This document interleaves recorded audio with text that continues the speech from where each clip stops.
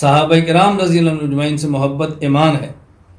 ایک تو میں نے بات سمجھائی کہ معیار حق کا معنی سمجھ لو، صحابہ کرام تنقید سے بالا تر ہیں۔ کیوں؟ دنیا میں تنقید کسی بھی شخص سے یا اس کے غلط عقیدے کی وجہ سے ہوتی ہے یا اس کے غلط عمل کی وجہ سے ہوتی ہے۔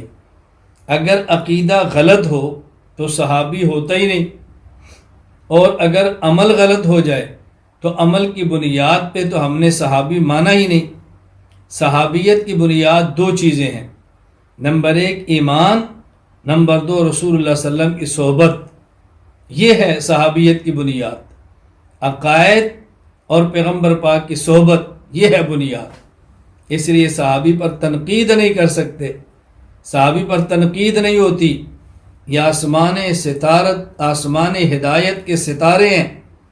کوئی شخص ستارے کی طرح منہ کر کے ستارے پر تھوکنا چاہے تو تھوک واپس اپنے چہرے پر آتا ہے، ستارے تک پہنچ نہیں سکتا۔ جو آسمان ہدایت کے ستاروں پر تھوکنا چاہے گا اپنے منہ کو گندا کرے گا، اس ستارے تک تو تھوک جانی ہی نہیں ہے، نقصان تو بہت دور کی بات ہے۔